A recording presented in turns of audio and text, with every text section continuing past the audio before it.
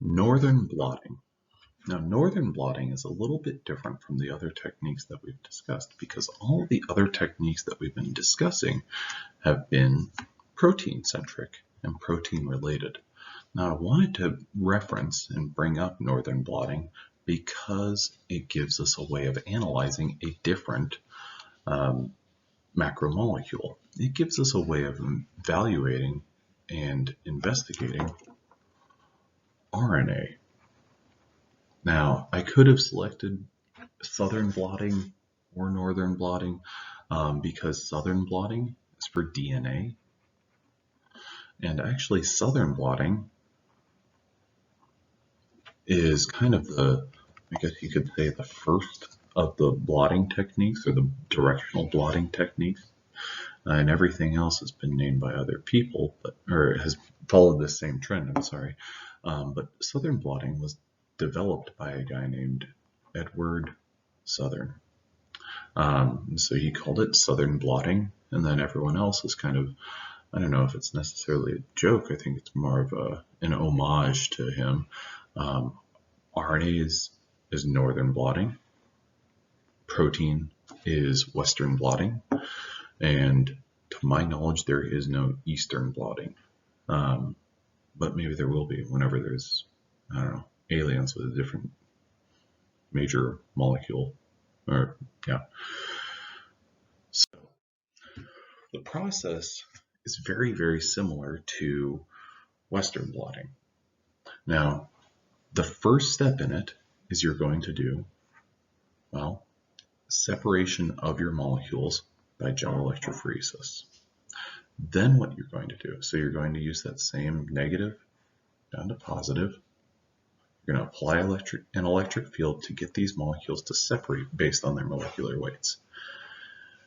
And as you've gotten these molecules to migrate down a gel, then what you're going to do is you're going to use a piece of what's known as nitrocellulose paper. You're going to transfer molecules from the gel onto that nitrocellulose paper. So now what you have is a paper that has or a membrane that has all of the RNA. After that, what you are going to do is you're going to use a probe.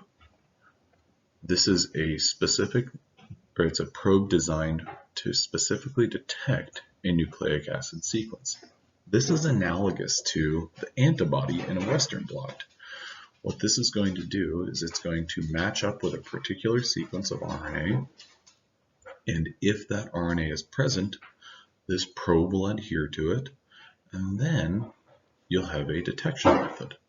Now, the depth on this that I've gone into is a little bit less than everything else because of the fact that, well, we've been focusing on protein. And so I've gone into a little bit more depth into what you can do with that. But essentially, you have some fundamental processes that are the same. The first step is you obviously got to have an extraction.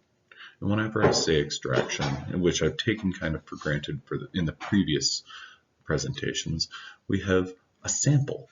We have a sample prepped.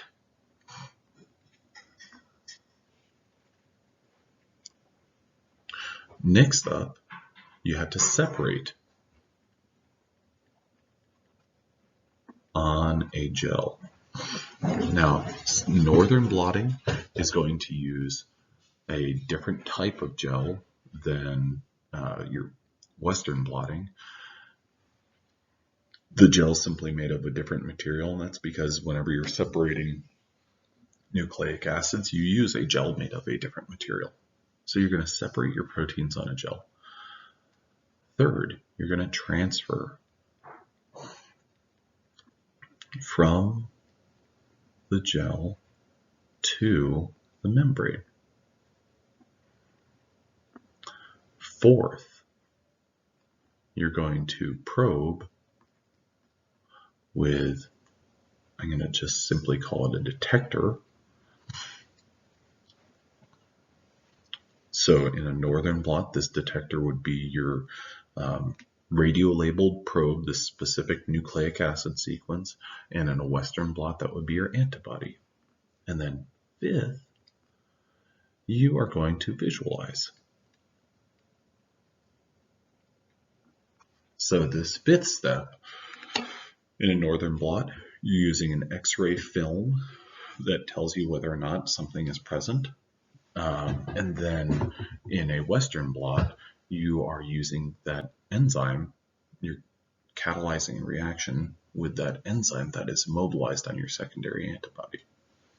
So that's basically the process of northern blotting in a very general sense, and how it's similar to western blotting.